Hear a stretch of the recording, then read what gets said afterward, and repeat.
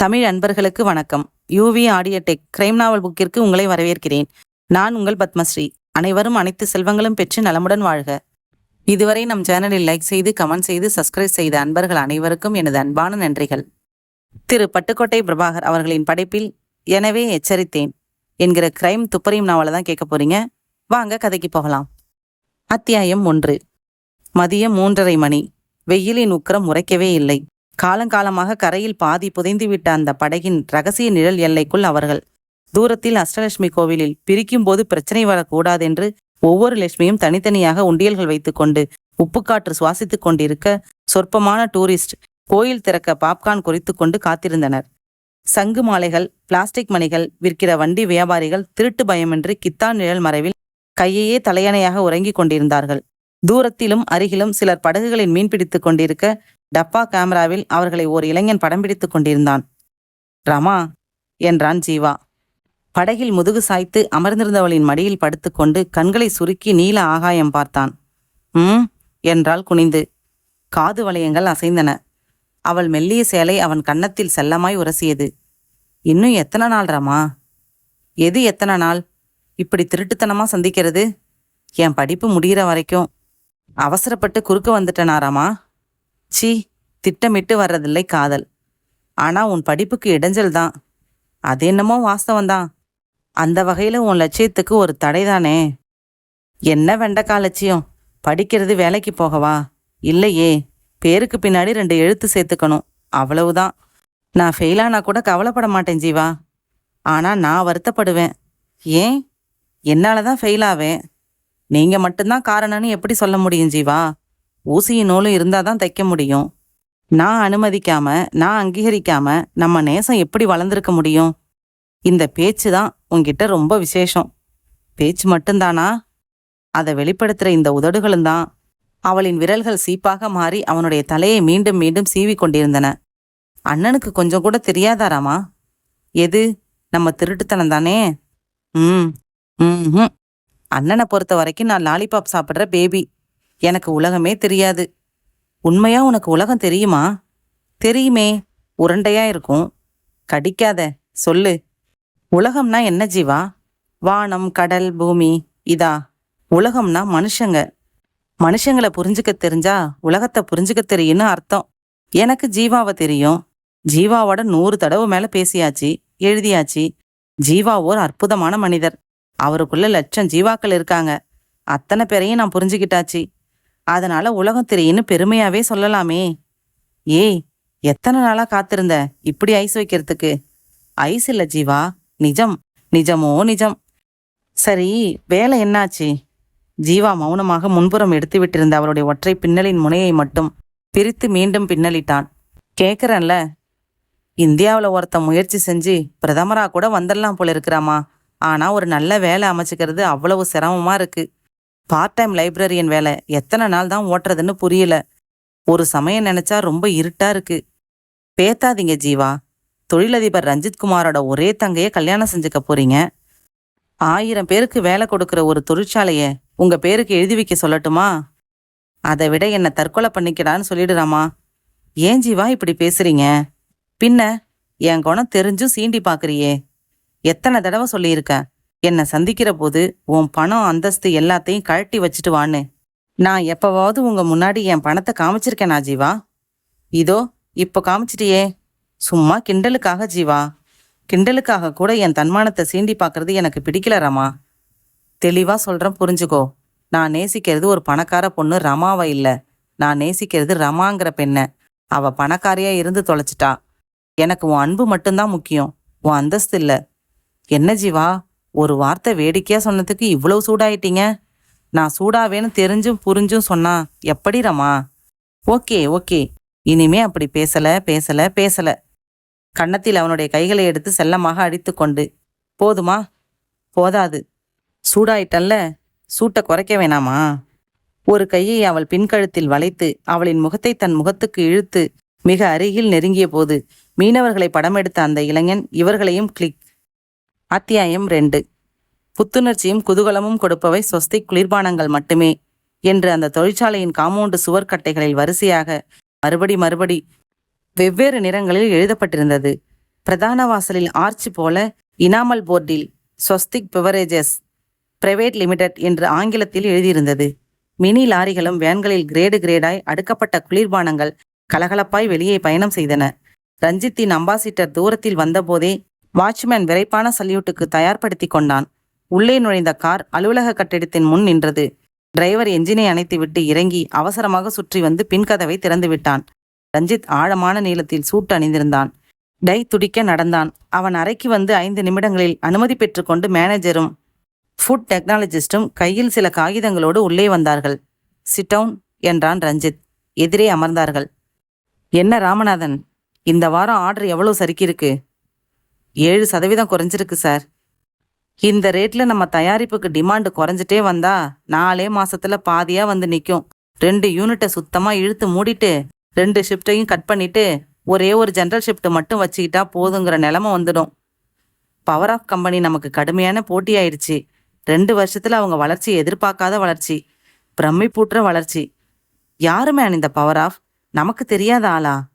நம்ம கிட்ட 7 வருஷம் ப்ரொடக்ஷன் மேனேஜரா வேலை பார்த்த ராஜகோபால் தானே. எப்படி எப்படி இவ்வளவு பெருசா வளர்ந்தான்? வளரட்டும், வேணான்னு சொல்லல, ரொம்ப சந்தோஷம்தான்.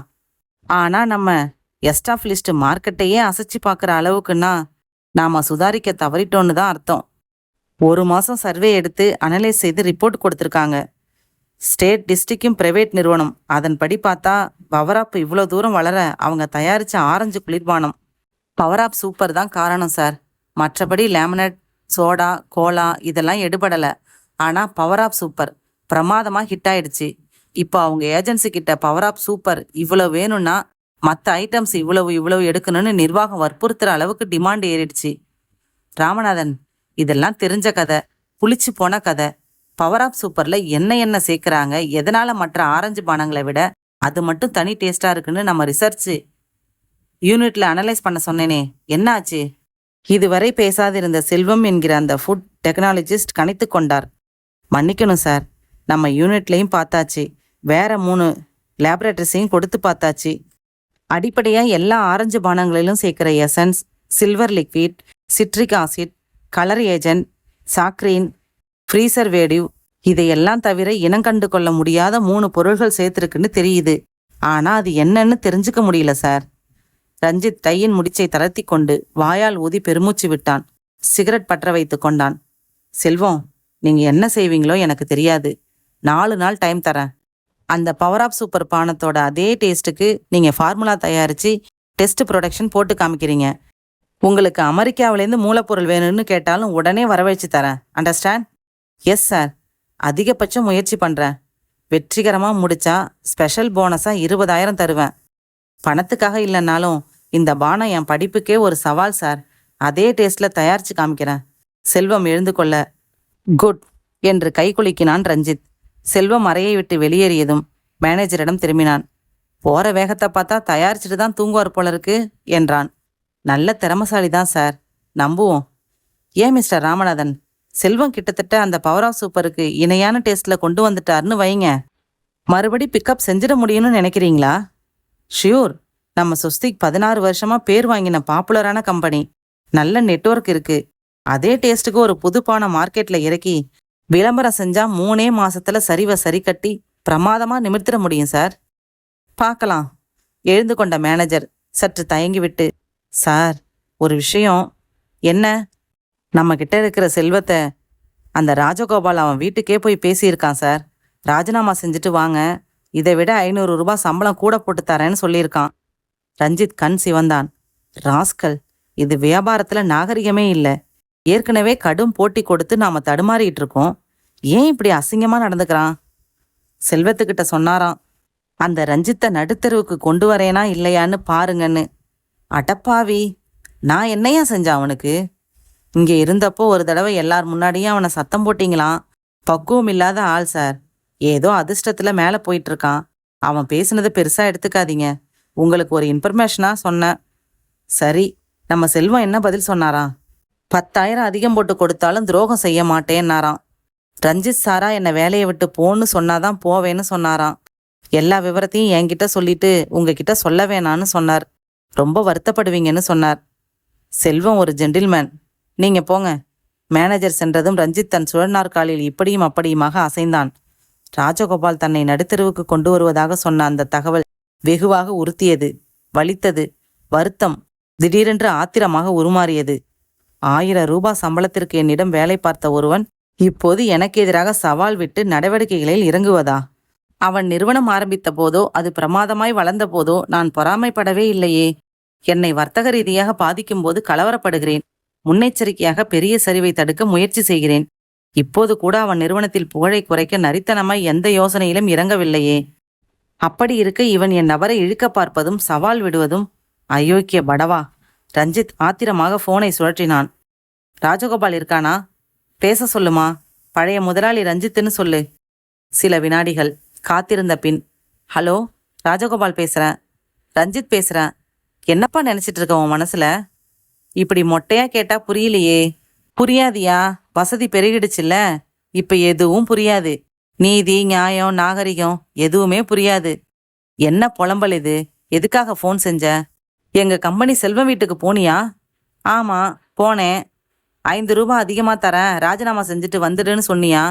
ஆமா, சொன்னேன். இது நாகரிகமான வியாபாரி செய்யற வேலையா? இதுல நாகரிகம் என்ன கெட்டுப்போச்சு? இது ஒரு கேம். ஒரு சொத்தை வாங்க நினைக்கிறோம். ஏற்கனவே ஒருத்தர் விலை பேசின தொகையை விட கூட கொடுத்து வாங்குறது இல்லையா? அது மாதிரிதான். கொஞ்சம் கூட விசுவாசம் இல்லாம தரம் இல்லாம பேசுறியே. போனை எடுத்ததுலேருந்து ஒரே புகாரா அடுக்கிட்டு இருக்கியே. இப்ப என்னையா பண்ணணுங்கிற? தொழில் செழிக்குதுங்கிற திமிர்ல வர்ற பேச்சா? ஆமா, திமிர் தான். எப்பவும் ஜெயிக்கிறவனுக்கு ஒரு திமிர் இருக்கதான் இருக்கும். அதே மாதிரி தோக்க ஆரம்பிக்கிறவனும் இப்படிதான் புலம்புவான்.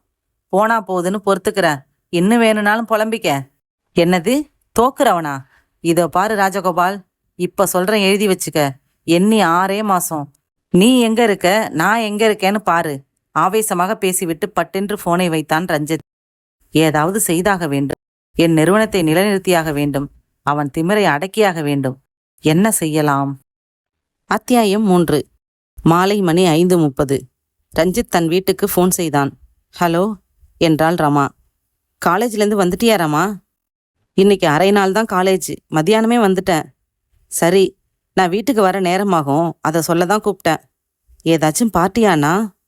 இல்லை, உன் விஷயமா ஒரு இடத்துக்கு போகிறேன். ஏன் விஷயமாவா? ஆமாம், என்ன அதுன்னு மண்டையை போட்டு உடச்சிக்க. நான் ஒரு தித்திப்பான செய்தியோட வரேன். ரஞ்சித் முகம் கழுவி கொண்டான். அவிழ்த்தட்டையை கட்டி கொண்டான். தலை சீவி கொண்டு கோட் அணிந்து கொண்ட போது அறைக்குள் தட்டிவிட்டு வந்தான் வாசுதேவ். வாசுதேவ் ரஞ்சித்தை விட உயரமாய் வாட்டசாட்டமாய் இருந்தான். உதடுகளில் நிக்கோடி நிழல் படிந்திருந்தது. ஜிப்பாவும் கோட்டும் அணிந்திருந்தான். ஸ்டைல் கண்ணாடி மாட்டியிருந்தான். கரெக்டா வந்துட்ட வாசுதேவ் என்றான் ரஞ்சித். பாராட்டு இருக்கட்டும், முதல்ல சஸ்பென்ஸோட எதுக்கு வர சொன்ன? சொல்ல மாட்டேனா? ஏதோ நல்ல காரியத்துக்காக வெளியில போக போறோன்னு போன்ல சொல்லி ஆர்வத்தை தூண்டி விட்டுட்டியேடா. அதனால தான் கேட்குறேன். 1/2 மணி நேரம் ஆஃபீஸ்ல பர்மிஷன் போட்டுட்டு புறப்பட்டேன் ரஞ்சித். வா, போற வழியில சொல்றேன். இருவரும் அலுவலக அறையிலிருந்து வெளியேறி காத்திருந்த காரின் பின் சீட்டில் அமர்ந்து கொண்டார்கள். டிரைவர் அவர்கள் அமர்ந்ததும் அமர்ந்தான். ஆறுமுகம், நந்தனம் போப்பா என்றான் ரஞ்சித். கார் புறப்பட்டது. இப்ப சொல்லு, நந்தனத்துல யாரை பார்க்க போறோம் ரஞ்சித்? கிரீநாத்ன்னு மில் ஓனர், கேள்விப்பட்டிருக்கியா? கெமிக்கல் தயாரிப்பாளர். கேள்விப்பட்ட மாதிரி தான் இருக்கு, சொல்லு என்ற வாசுதேவ் 2 சிகரெட்டுகளை ஒரு சேர பற்ற வைத்து ஒன்றை ரஞ்சித்திற்கு கொடுத்தான். கிரீநாத்துக்கு ஒரே பையன், பத்ரி நாராயணன் பேரு. நம்ம ரமாவோட காலேஜ் விழாவுக்கு கிரீநாத் தலைமை தாங்கியிருக்கார். கூடவே பிள்ளையும் போயிருக்கான். ரமாவை அங்க பார்த்துருக்காங்க. 2 பேருக்கும் பிடிச்சி போச்சு. யாரு என்னன்னு விசாரிச்சு நேத்தி அவரோட மேனேஜரை அனுப்பி முறையா பேச்ச ஆரம்பிச்சிருக்கிறார் அவர். ரமாவுக்கு இப்ப கல்யாணம் செய்யற யோசனை இருக்கான்னு கேட்டு அவங்க பார்த்த விவரங்களை சொல்லி விருப்பம் இருந்தா என்னை நேர்ல வர சொல்லி கேட்டுக்கிட்டார். இன்னைக்கு வர்றதா அவர் மேனேஜர் கிட்ட சொல்லி அனுப்பிச்சேன். அதான் போயிட்டு இருக்கோம். என்ன பேச போற ரஞ்சித்? அதை முடிவு செய்துட்டியா? வாசு, ரமாவை காலேஜ் அனுப்புறது வீட்டுல பொழுது போகாம இருக்க வேணாமேன்னு தான். அவளுக்கும் படிப்புல அவ்வளவு ஆர்வம் இல்லை. கிரிநாத் பெரிய இடம், ஒரே பையன். அவனை பத்தி நிறைய கேள்விப்பட்டிருக்கேன். தங்கமான பையன், அப்பாவுக்கு அடங்கின பையன், ஏகமா சொத்து. இதை விட சிறப்பான இடம் ரமாவுக்கு அமையுமா சொல்லு? வாசுதேவ் மௌனமாக புகையை ஜன்னலுக்கு வெளியில் ஊதினான். என்ன வாசு, பதில் சொல்லு. என்ன கேட்ட? இதை விட ஒரு நல்ல இடம் அமையுமா? உண்மைதான். ரமாவை கேட்டுக்கிட்டியா? இல்ல, அவளுக்கு சஸ்பென்ஸா இருக்கட்டும்னு தான் சொல்லல. பேசி முடிச்சிட்டு மாப்பிள்ளையோட போட்டோவோட போய் அவளை சந்தோஷத்துல திக்குமுக்காட வைக்க போறேன். அவசரப்படாத ரஞ்சித். இது சஸ்பென்ஸ் வைக்கிற விஷயம் இல்ல, வாழ்க்கை பிரச்சனை. ரமாவை கலந்து ஆலோசிச்சுட்டு முடிவு செய். நீ வேற, சின்ன பொண்ணுப்பா அவ. நீ பார்த்து முடிவு செஞ்சா சரிதான்னு சொல்லுவா. வேற என்ன சொல்ல போறா? இருந்தாலும் இழுக்காத. இந்த விஷயத்துல ரமாவை கேட்க வேண்டிய அவசியம் இல்ல. நான் எடுக்கிற முடிவு போதுமானது. வாசுதேவ் மீண்டும் மௌனமானான். என்ன வாசு, மௌனமாயிட்ட? ரஞ்சித், கிரிநாத் வீட்டுக்கு போறதுக்கு முன்னால ஒரு நல்ல ஹோட்டல்ல காஃபி சாப்பிட்டு போலாமா? நிறுத்த சொல்லு. உனக்கு காஃபி தானே வேணும், அங்க தருவாங்கடா. அதை விட உன்கிட்ட கொஞ்சம் தனியா பேசணும் ரஞ்சித். ரஞ்சித் அவனை நெற்றியை சுருக்கி பார்த்தான். டிரைவரிடம் சொல்லி அந்த ஹோட்டல் முன் நிறுத்த சொன்னான். இறங்கி இருவரும் குளிர் அறைக்கு வந்து தனி மேஜையில் அமர்ந்தார்கள். என்ன வாசுதேவ், சொல்லு. ரஞ்சித், பத்ரி நாராயணன் கோடீஸ்வரனோட ஒரே பிள்ளைங்கிறதுக்காக ஆர்வமா தேர்ந்தெடுத்தியா? அதுவும் ஒரு ப்ளஸ் பாயிண்ட். அதை விட அவன் குணம் நல்லா தெரியும். நல்லவன். அவங்களாம் விரும்பி கேட்டு விட்டுருக்காங்க. நல்ல சந்தர்ப்பம் வரும்போது நழுவ விட வேண்டாமேன்னு பாக்குறேன். பத்ரி நாராயணன் நல்லவனா இருக்கலாம் ரஞ்சித். ஆனா ரமாவை ஆழமா நேசிக்கிறவனா இருப்பான்னு என்ன நிச்சயம்? கல்யாணத்துக்கு பிறகுதானே நேசிக்க முடியும். அதுக்கு முன்னாடியே ரமாவை ஆழமா நேசிக்கிற ஒருத்தன் நல்லவனா இருந்தா அவன் கோடீஸ்வரன் இல்லைங்கிறதால புறக்கணிச்சிடுவியா ரஞ்சித்? புரியலையே. நேரா சொல்லிடுறேன். இத்தனை நாள் மனசுல தேக்கி வச்சிருந்ததை சொல்லிடுறேன் என்றான் வாசுதேவ். தலையை குனிந்து மேஜையை பார்த்து கொண்டு தொடர்ந்தான். ரஞ்சித், உன் தங்க ரமா மேல எனக்கு அளவு கடந்த பிரியம் உண்டு. சந்தர்ப்பம் வர்றப்ப பக்குவமா ஆரம்பிச்சு சொல்லணும்னு நினைச்சேன். ரஞ்சித் என்ன சொல்ல போகிறானோ என்று கலக்கமாக வாசுதேவ் நிமிர்ந்து அவன் முகத்தை பார்க்க, உற்சாகத்தில் வெம்பிய முகத்துடன் ரஞ்சித் கை நீட்டி இவன் கையை அழுத்தமாக பற்றி குலுக்கினான். கை கொடுடா மச்சான். தோல்ல ஆட்ட போட்டுக்கிட்டு ஊர் பூரா தேடினவன் கதையா? சத்தியமா சொல்றேன் வாசு, நான் அந்த கோணத்துல நினைச்சே பார்த்ததில்ல. உனக்கு என்னையும் அவளையும் ரொம்ப நல்லா தெரியும். குணம் தெரிஞ்சு நடந்துக்குவ. பணம் கிடக்கட்டும் வாசு, அது 2ஆம் பட்சம். ஒரு பெரிய இடத்துல இருந்து ஆஃபர் வந்ததுனால முயற்சியில இறங்கிட்டேன். உனக்கு இப்படி ஒரு அபிப்பிராயம் இருக்கிறது தெரியாம போச்சே. ஏண்டா மடையா, உனக்கு இல்லாத உரிமையா? சொல்றதுக்கு என்ன? ரஞ்சித், உன் அளவுக்கு நான் வசதி இல்ல. 2000 சம்பளம் வாங்குற ஒரு நடுத்தர வர்க்கத்து பிரஜைனா. நட்பா பழகிற உரிமையில நான் என் தகுதிக்கு மீறி ஆசைப்படுறேனோன்னு எனக்குள்ள ஒரு தாழ்வு மனப்பான்மை உன்கிட்ட சொல்ல விடாம தடுத்துச்சு. இப்போ நீ வேற இடம் தீவிரமா பாக்குற சூழ்நிலையில மனசை அடக்க முடியாம சொல்லிட்ட. நட்புக்கும் உறவுக்கும் அன்புக்கும் எப்பவுமே அந்தஸ்து ஒரு குறுக்கீடா இருக்கக்கூடாது வாசு. ரமாவுக்கு தெரியுமா நீ அவளை விரும்புறது? தெரியாது. வா, தெரிவிச்சிடலாம். இல்ல, வேணாண்டா. நீ தனியா பேசி அவ மனசு தெரிஞ்சுக்கோ. இதுல என்ன தனிமை? ரமா நிச்சயமா பூரிச்சு போயிடுவா. உண்மையிலே இவ்வளவு அன்பான பண்பான உன்னை கணவனா அடைய அவ கொடுத்து வச்சிருக்கணும் வாசு. காஃபி சாப்பிட்டு விட்டு மீண்டும் காருக்கு வந்தார்கள். ஆறுமுகம், வீட்டுக்கு திருப்புப்பா. கார் பாதை மாறியது. கிரிநாத்துக்கு என்னடா சொல்ல போற? அது ஒரு பெரிய பிரச்சனையா? உண்மையை சொல்லி நாசுக்கா மறுத்துட்டா போச்சு. டி நகரில் இருந்த ரஞ்சித்தின் பங்களாவில் கார் நின்றது. இறங்கி உள்ளே வந்தார்கள். டிவி பார்த்து கொண்டிருந்த ரமா திரும்பி, என்ன அண்ணா, வர லேட்டாகுன்னு சொல்லிட்டு சீக்கிரம் வந்துட்டீங்க. வாங்க வாசு சார். பேர் சொல்லி கூப்பிடுற வேலையெல்லாம் இனிமே விட்டுடணும் என்றான் ரஞ்சித். சும்மா இருடா ரஞ்சித். எப்பவும் நான் அவரை வாசு சார்னு தானே கூப்பிடுவேன். இனிமே மாத்திக்க. என் ரூமுக்கு வா. வாசு, நீயும் வா. இல்ல, நான் டிவி பார்த்துட்டு இருக்கேனே. அட வாடா அண்ணா. ரஞ்சித்தின் அறையில் உடைகளை மாற்றிக்கொண்டே, வாசுதேவை பத்தி நீ என்ன நினைக்கிற ரமா என்றான். எதிரெதிர் நாற்காலியில் வாசுதேவும் ரமாவும் அமர்ந்திருந்தார்கள். என்ன திடீர்னு கேக்குறீங்க? Very good gentleman. ரைட். இப்போ அடுத்த கேள்வி. உனக்கு வரப்போற கணவர் எப்படி இருக்கணும்னு நினைக்கிற? இன்னும் படிப்பு முடியலையே, அதுக்கு என்ன அவசரம்? அவசரம் எதுவும் இல்ல, ஆனா பதில சொல்ல.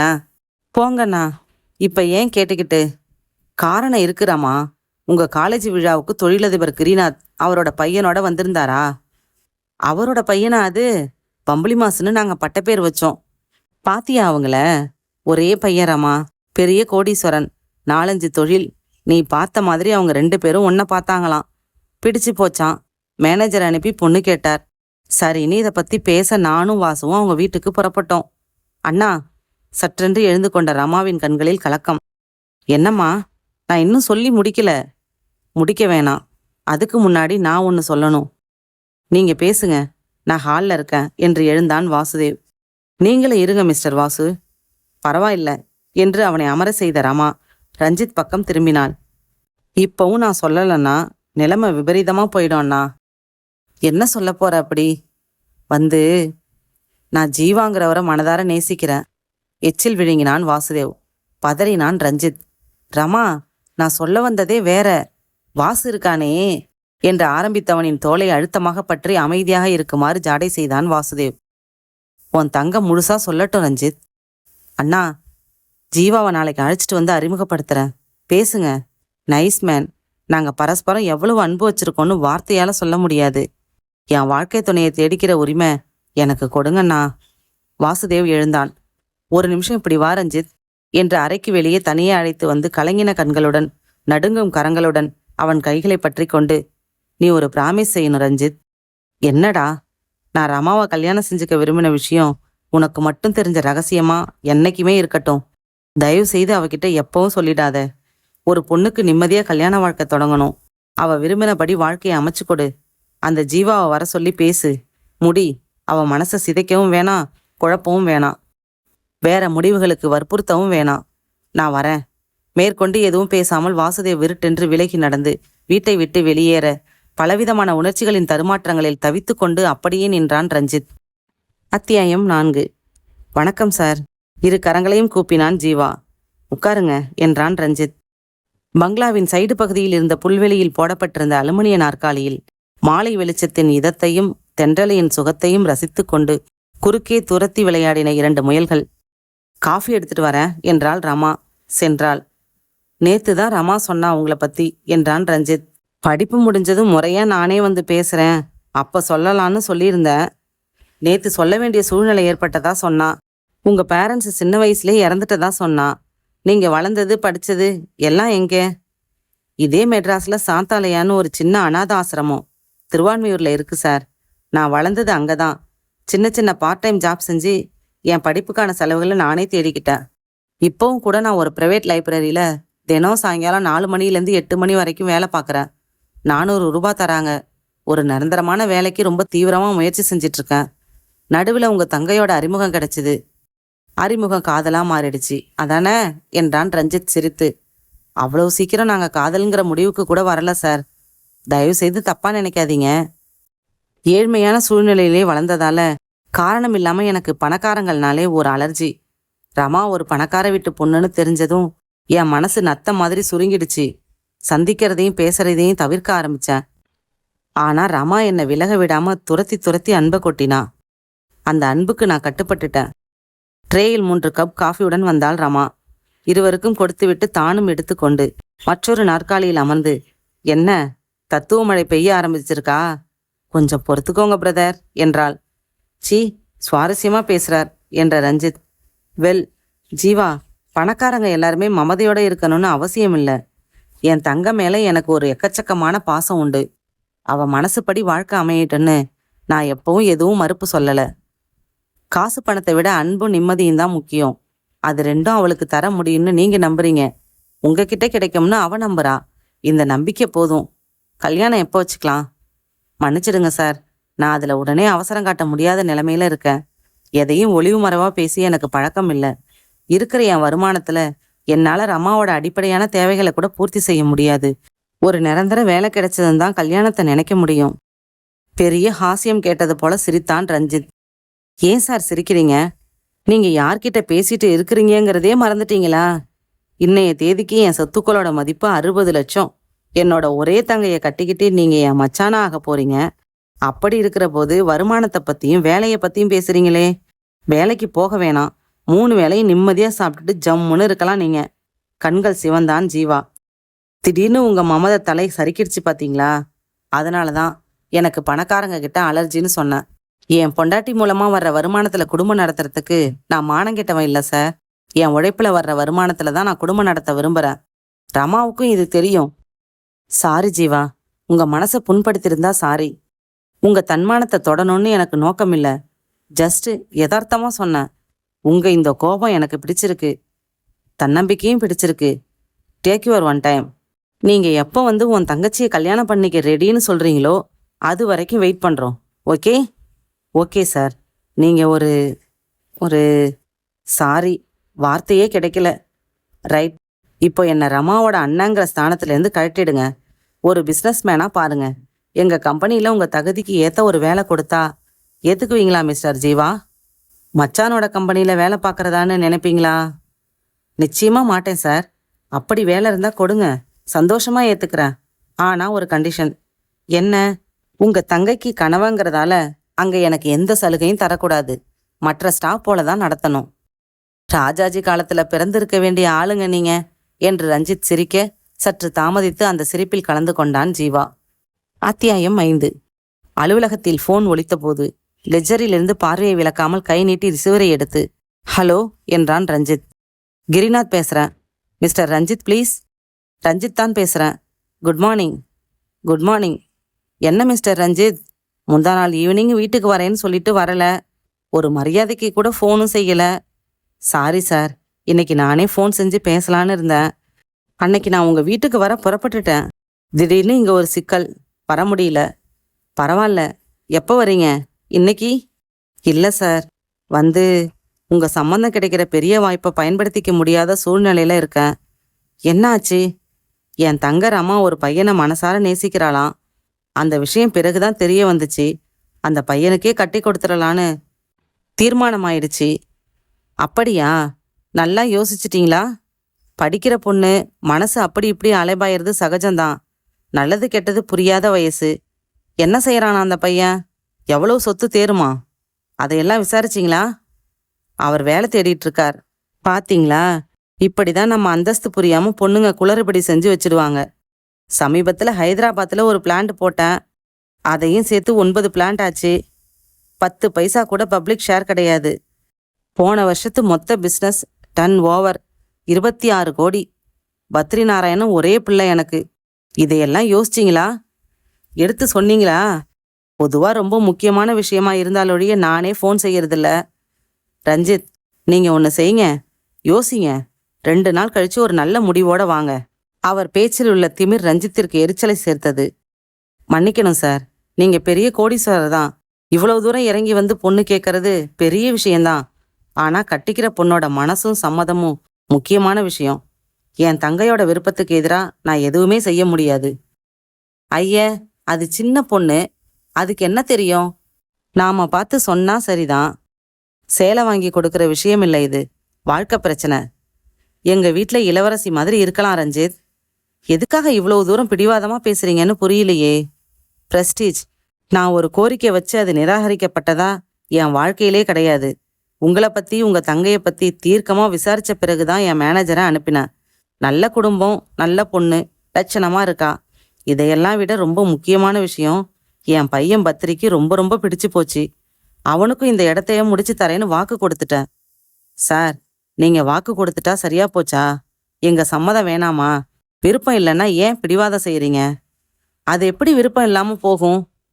நான் பரம்பரை பணக்கார மிஸ்டர் ரஞ்சித். யாருக்கும் வளைஞ்சதில்ல. கௌரவம் முக்கியம். எங்க சம்பந்தத்தை நீங்க நிராகரிக்கிறது எங்களை அவமானப்படுத்துற மாதிரி. இது என்ன சார் வம்பா இருக்கு? நாம ஏதாச்சும் பேசினோமா? பாக்குவேத்துல மாத்தினோமா? எதுவுமே இல்ல. நீங்களா காலேஜில் பார்த்துட்டு கேட்டு விட்டீங்க. அவ வேற ஒரு பையனை விரும்புறா. அதனால உங்க கோரிக்கையை நிறைவேற்ற முடியாத சூழ்நிலைன்னு சொல்றேன். இதுல அவமானம் எங்க வந்துச்சு? உங்க வீட்டு பொண்ணை கல்யாணம் பேச போறதா நான் முக்கியமான ஃப்ரெண்ட்ஸு கிட்ட எல்லாம் சொல்லிட்டேன். என் பையன் மனசுல கற்பனைகளை வளர்த்துட்டேன். அதனால நீங்க யோசிங்க. இல்லைங்க, நீங்க பேசுறதுல அர்த்தம் இல்லை, நாகரிகமும் இல்லை. நான் இனிமே யோசிக்கிறதாவும் இல்லை, வெட்டியா இப்படி வளவலன்னு பேசுறதாவும் இல்லை. படக்கென்று போனை வைத்தான் ரஞ்சித். மறுமுனையில் கிரிநாத் தக்காளி என சிவக்க ஃபாஸ்டட் என்று கத்திவிட்டு வைத்தார். என்னப்பா சொல்றார் என்றான் எதிரில் இருந்த பத்ரி நாராயணன். பேசிட்டு இருக்கிறப்ப போனை பாதியில கட் பண்ணிட்டான். இடியட். காமிக்கணும், நான் யாருன்னு அவனுக்கு காமிக்கணும் என்றார் ஆத்திரமாக. அத்தியாயம் 6. மறுநாள். பூமியின் சேமிப்பு தண்ணீரை எல்லாம் ஸ்ட்ரா இல்லாமல் மொடாக்குடியனாக உறிஞ்சும் சூரியன் வானத்தின் மையப்பகுதி நோக்கி நகர்ந்து கொண்டிருந்தான், மில்லிமீட்டராக. கதவை தட்டிவிட்டு ரஞ்சித்தின் அலுவலக அறைக்குள் வந்த வாசுதேவ் மிக சோர்வாக இருந்தான். வாடா வாசு, உட்காரு. என்ன இந்த நேரத்துல வந்திருக்க? ஆபீஸ் போகலையா நீ? இல்ல, லீவு. ஒரு முக்கியமான விஷயம் சொல்லிட்டு போலான்னு வந்தேன். என்னடா சொல்லு. வந்து கும்பகோணத்துக்கு மாற்றல் ஆயிருக்கேன். நாளைக்கு ஜாயின் பண்றேன். ராத்திரி புறப்படுறேன். என்ன வாசு இது? இப்படி திடீர்னு மாற்றல்? நானா விரும்பி வாங்கிக்கிட்ட மாற்றல் தான் இது. ஏன்பா? ஒரு மனமாற்றத்துக்காக தான். தகுதிக்கு மீறி ஆசைப்படாதேன்னு என் மனசு 100 தடவை எச்சரிச்சும் அதை மீறி ஆசையை வளர்த்துக்கிட்டது முதல் முட்டாள்தனம். ரமாவோட மனசை தெரிஞ்சுக்காம அவசரப்பட்டு உன்கிட்ட எல்லாத்தையும் கொட்டினது 2வது முட்டாள்தனம். இப்ப என்னை சந்திக்க உனக்கு சங்கடமா இருக்கு. உங்க வீட்டுக்கு வர எனக்கும் கூச்சமா இருக்கு. ரமா எனக்கு இல்லைன்னு நிச்சயமான பிறகு அவளை நேருக்கு நேர் சந்திக்கிற திராணி எனக்கு இல்ல. சந்திச்சா பொலபொலன்னு அழுதுருவேன். சினிமா மாதிரி உடனே தங்கச்சின்னு மனசுக்குள்ள ஸ்தானத்தை மாத்திக்க முடியாது ரஞ்சித். என் ரணத்தையும் ஏமாற்றத்தையும் காலம்தான் சரி செய்ய முடியும். இன்னும் வேகமா மனசு பழைய நிலைக்கு திரும்ப ஒரு மாற்றம் தேவை. தற்காலிக பிரிவு தேவை. இதையெல்லாம் யோசிச்சு நானாகவே கேட்டு மாற்றல் வாங்கிக்கிட்டேன். ரஞ்சித் கண்கள் பளபளக்க மௌனமாக இருந்தான். வாசுதேவ், எனக்கு என்ன சொல்றதுனே தெரியலடா. உன் வேதனையை என்னால துல்லியமா உணர முடியுது. ரமா கிட்ட பேசி பார்க்கலாம்னா அவகிட்ட சொல்லவே கூடாதுன்னு சத்தியம் வேற வாங்கிட்ட. அவ வேற ஒருத்தனை விரும்புறான்னு தெரிஞ்சதுக்கு அப்புறம் என் மனசை வெளிப்படுத்துறது பைத்தியக்காரத்தனம். அதனால என் மேல ஒரு இரக்கத்தை தோற்றுவிக்குமே தவிர வேற எந்த பிரயோஜனமும் இல்லை. வாசுதேவ் கைக்குட்டையை எடுத்து கண்களை துடைத்து கொண்டு எழுந்தான். நான் புறப்படுறேன் ரஞ்சித். மறக்காம பத்திரிக்கை அனுப்பு. ஆனா என்னை எதிர்பார்க்காத. வரமாட்டேன். என் மனப்பூர்வமான வாழ்த்துக்கள் வந்து சேரும். கை குலுக்கின வாசுதேவின் புறங்கையில் முத்தமிட்ட ரஞ்சித் தன் உதடுகளை கடித்துக்கொண்டு உடைய இருந்த அழுகையை கட்டுப்படுத்தி கொண்டான். எதுல போற வாசு? ராமேஸ்வரம் எக்ஸ்பிரஸ். பர்த் ஏற்கனவே புக் செஞ்சுட்டேன். நான் கண்டிப்பா ஸ்டேஷனுக்கு வந்து வழி அனுப்புறேன். சரி. வாசுதேவ் மீண்டும் கைக்குலுக்கி விட்டு புறப்பட்டு சென்றான். வாசுதேவ் சென்று 1 மணி நேரம் கழித்து ஃபோன் எடுத்தான். Hello, Ranjith here. வணக்கம் சார். என் பேர் ஜெயராமன். பவர் ஆஃப் குளிர்பானம் தயாரிக்கிற கம்பெனியில் ஃபுட்டு ஸ்பெஷலிஸ்டாக இருக்கேன். நான் உங்களை சந்திக்கணும் சார். நீங்கள் எதுக்காக என்ன சந்திக்கணும்? எங்கள் முதலாளி ராஜகோபால் உங்கள் கம்பெனிக்கு எதிராக சில சதித்திட்டங்கள் தீட்டிகிட்டு இருக்கார். எதையாச்சியா சில விஷயங்களை என் காதில் விழுந்துச்சு. ரொம்ப பதறி போயிட்டேன். இவ்வளவு மோசமான ஆசாமிக்கிட்ட வேலை பார்க்கறத நினைக்கிறப்போ மனசே கூசுது. உங்களுக்கு எதிரான சதிகளை பற்றி சொல்லி எச்சரிக்கலான்னு தான் ஃபோன் செஞ்சேன். நீங்கள் முன்ஜாக்கிரதையாக இருப்பீங்க இல்லையா? அதுக்காக தான். அப்படியா? என்ன சதி செய்கிறான் அவன்? இதையெல்லாம் ஃபோனில் பேசுகிற சங்கதி இல்லை சார். நானே லஞ்ச் நேரத்தில் வெளியில் வந்து ஒரு மருந்து கடையிலேருந்து பேசுகிறேன். அப்படின்னா நேரில் வரீங்களா? வரேன். ஈவினிங் 5 மணியோட வேலை முடிஞ்சிரும். அதுக்கு பிறகு தான் என்னால் வர முடியும். வாங்க. 6 மணிக்கு என் ஆஃபீஸ் வரீங்களா? நான் இருக்கேன். ஆஃபீஸ்க்கு வர சொல்லாதீங்க சார். யாராவது பார்த்துட்டு என் முதலாளிகிட்ட சொன்னாங்கன்னா வம்பு. வேலை போனால் கவலைப்பட மாட்டேன். ஆனால் அந்த ஆள் தேல் மாதிரி விஷ ஜந்து. பழி வாங்கினா என் குடும்பமே தாங்காது. ரைட். அப்போ ஒன்று செய்யுங்க. பாரிஸில் கோவிந்தப்பன் நாயக்கன் தெரு தெரியுமா? நல்லா தெரியும். அங்கே எங்கள் கம்பெனிக்கு ஒரு ரெஜிஸ்டர் ஆஃபீஸ் இருக்கு. உபயோகிக்கிறதே இல்லை. சும்மா தான் வேற யோசனைகளுக்காக பூட்டி வச்சிருக்கோம். டோர் நம்பர் சொல்கிறேன், குறிச்சுக்கோங்க. சொன்னதும் குறிக்கப்பட்டதும். சரியா 6 மணிக்கு அங்கே வந்துடுங்க. நானும் வரேன். சொல்லுங்க, பேசலாம். சரி. நான் ஃபோன் செஞ்சதும் நாம் சந்திக்கிறது ரகசியமாகவே இருக்கட்டும் சார். ப்ளீஸ். பயப்படாதீங்க. என்ன பிரச்சனைனாலும் நான் பார்த்துக்கிறேன். எனக்கு உதவி செய்கிற எண்ணத்தில் இருக்கிற உங்களுக்கு பிரச்சனையாகிற மாதிரி நான் நடந்துக்க மாட்டேன். என்ன பேர் சொன்னீங்க? ஜெயராமன் சார். சரி, சந்திக்கலாம். ரஞ்சித் ஃபோனை வைத்தான். இன்டர்காமில் மேனேஜர் ராமநாதனை அழைத்தான். அவர் வந்ததும், Ramanathan, power of company food specialist Jayaraman இப்போ ஃபோன் செஞ்சார். என்னவா சார்? விவரங்களை சொன்னான். அடப்பாவி, யமகாதகனா இருப்பான் போல இருக்கே. இருந்துட்டு போகட்டும். நமக்கு நேரம் நல்லா இருக்கிறதால அவன் ஆளே நமக்கு உதவியா தகவல் சொல்ல முன் வரான். ஒரு தனி இடத்துல சந்திக்கிறதா பேசியிருக்கோம். பேசிட்டு நாளைக்கு விவரங்களை சொல்றேன். அதுக்கு தகுந்த மாதிரி நம்ம நடவடிக்கைகளை அமைச்சுக்கலாம். சரி சார். அவர் போனதும் வீட்டிற்கு ஃபோன் செய்தான். என்னன்னா என்றாள் ரமா. வாசுதேவ் மாற்றலாகி கும்பகோணம் போறாமா. இன்னைக்கு ராத்திரி ராமேஸ்வரம் எக்ஸ்பிரஸ்ல புறப்படுறான். அவனை வழி அனுப்பிட்டு தான் வருவேன். என்ன? சரி. ஏன் இப்படி திடீர்னு மாற்றல்?